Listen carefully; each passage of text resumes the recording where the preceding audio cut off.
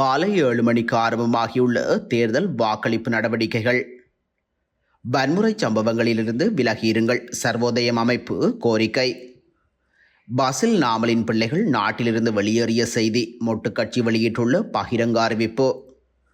பிரதான வைத்தியசாலையிலிருந்து வைத்தியர்கள் உட்பட 100க்கும் மேற்பட்ட ஊழியர்கள் பணிவிலகல். ஜாலில் தியாக தீபம் திலீபனின் ஆவண காட்சியகம் திறந்து வைப்பு.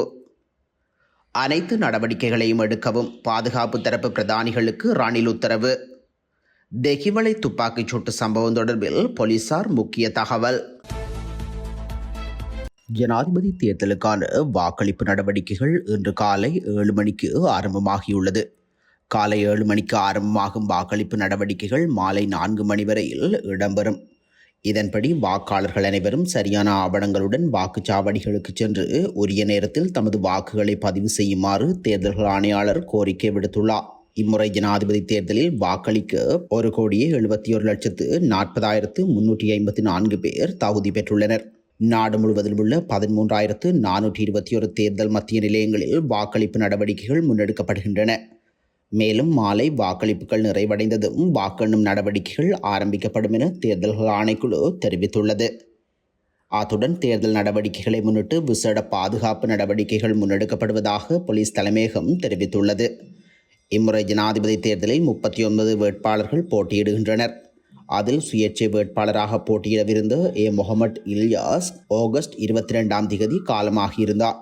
திடீர் சுகவீனம் காரணமாக புத்தளம் வைத்தியசாலையில் சிகிச்சை பெற்று வந்த முகமட் இல்யாஸ் தனது 78வது வயதிலேயே காலமானார்.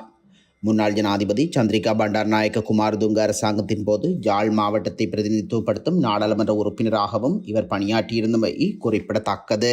தேர்தலுடன் தொடர்புடைய வன்முறை சம்பவங்களில் ஈடுபடுவதிலிருந்து மக்கள் விலகி இருக்க வேண்டும் என சர்வோதயம் அமைப்பு கோரிக்கை விடுத்துள்ளது. இலங்கையில் ஜனாதிபதி தேர்தல் இன்று சனிக்கிழமை இடம்பெற்று வரும் நிலையில் இது குறித்து சர்வோதயம் அமைப்பால் வெளியிடப்பட்டுள்ள அறிக்கையில் இவ்வாறு குறிப்பிடப்பட்டுள்ளது. இந்த அறிக்கையில் மேலும் குறிப்பிடப்பட்டுள்ளதாவது: இலங்கையின் 9வது ஜனாதிபதி தேர்தல் இன்று சனிக்கிழமை இடம்பெற்று வருகின்றது. எமது நாடு முன்னெப்போதும் இல்லாத பல சவால்களுக்கு முகம் கொடுத்திருக்கும் பின்னணியிலேயே இம்முறை ஜனாதிபதி தேர்தல் இடம்பெறுகின்றது.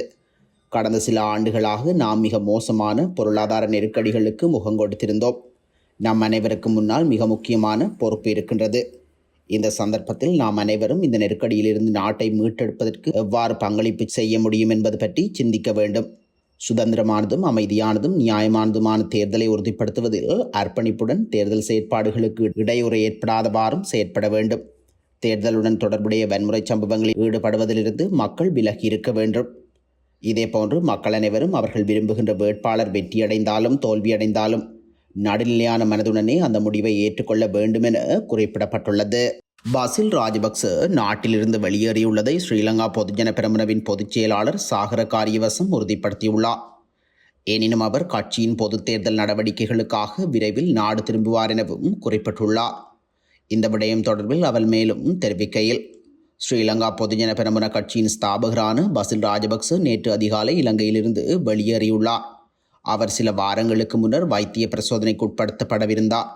எனினும் ஸ்ரீலங்கா பொதுஜன பெரமுனவின் ஜனாதிபதி வேட்பாளர் நாமல் ராஜபக்சவின் தேர்தல் பிரச்சார நடவடிக்கைகள் காரணமாக பசிலுக்கான வைத்திய பரிசோதனைகளை மேற்கொள்வதில் தாமதம் ஏற்பட்டிருந்தது. தான் நாட்டை விட்டு வெளியேறப்போவது தொடர்பில் பசில் ராஜபக்ச ஏற்கனவே கட்சிக்கு அறிவித்திருந்தார். எனினும் அவர் தனது மருத்துவ பரிசோதனையை தொடர்ந்து கட்சியின் பொது தேர்தல் நடவடிக்கைகளை முன்னெடுப்பதற்காக விரைவில் நாடு திரும்புவார் என குறிப்பிட்டுள்ளார். இதேவேளை ஸ்ரீலங்கா பொதுஜன பெரமுனவின் ஜனாதிபதி வேட்பாளர் நாமல் ராஜபக்சவின் 2 பிள்ளைகளும் அவரது மனைவியின் குடும்பத்துடன் நேற்று இலங்கையை விட்டு வெளியேறியதாக கூறப்படும் கூற்றுக்கள் உண்மைக்கு புறம்பானது என அவர் சுட்டிக்காட்டியுள்ளார்.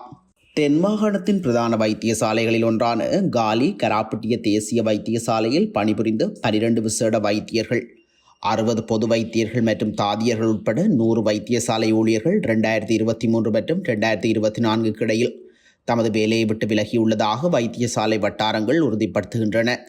பணியை விட்டு வெளியேறிய விசேட வைத்தியர்கள் அனைவரும் மருத்துவ சேவைக்காக வெளிநாடுகளுக்கு சென்றுள்ளதுடன் கராப்பட்டி தேசிய வைத்தியசாலையில் கடமையாற்றிய சுமார் 60 பொது வைத்தியர்களும் தமது வைத்திய சேவையை விட்டு விலகி வெளிநாடுகளுக்கு சென்று வைத்திய தொழிலில் ஈடுபட்டுள்ளனர்.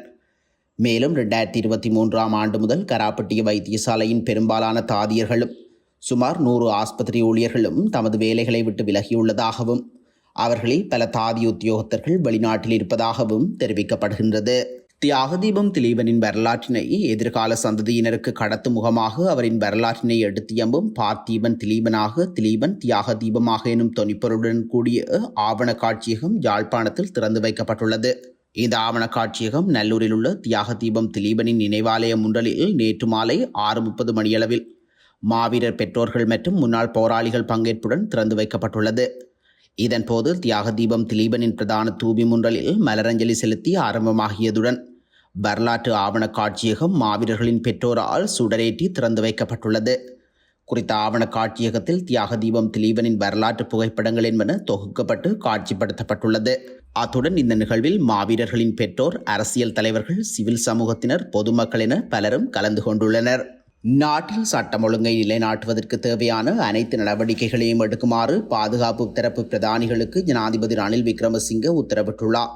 தேசிய பாதுகாப்பு சபை நேற்று முன்தினம் காலை ஜனாதிபதி ரணில் விக்ரமசிங்கவின் தலைமையில் ஜனாதிபதி அலுவலகத்தில் கூடியிருந்தது. இதன்போது எதிர்வரும் 2024 ஜனாதிபதி தேர்தலை சுதந்திரமாகவும் நியாயமாகவும் நடாத்துவதற்கு அவசியமான பாதுகாப்பு ஏற்பாடுகளை மேற்கொள்வது தொடர்பில் இங்கு கலந்துரையாடப்பட்டது. அத்துடன் நாட்டில் சட்டம் ஒழுங்கை நிலைநாட்டுதல், வேட்பாளர்களின் பாதுகாப்பை உறுதி செய்தல், வாக்குச்சாவடிகள் மற்றும் வாக்கு எண்ணும் நிலையங்களை அண்டிய பகுதிகளில் பாதுகாப்பை பலப்படுத்தல் மற்றும் தேர்தல் ஆணைக்குழுவுக்கு தேவையான ஒத்துழைப்புகளை வழங்குதல் என்பன குறித்தும் ஆராயப்பட்டுள்ளது.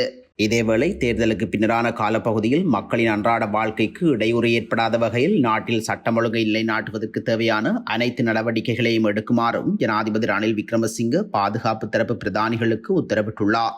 தெஹிவளை துப்பாக்கிச்சூட்டு சம்பவம் தொடர்பில் பல தகவல்கள் வெளியாகியுள்ளதாக போலீசார் தெரிவித்தனர்.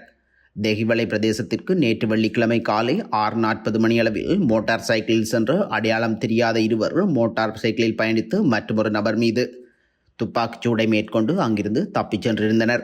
இதனையடுத்து காயமடைந்தவர் கழுவோவில வைத்தியசாலையில் அனுமதிக்கப்பட்ட பின்னர் சிகிச்சை பலனின்றி உயிரிழந்துள்ளதாக போலீசார் தெரிவித்தனர். குறித்த விடயம் தொடர்பான விசாரணைகளை அந்த பகுதி போலீசார் தீவிரமாக ஆரம்பித்துள்ளதாக தெரிவிக்கப்படுகின்றது.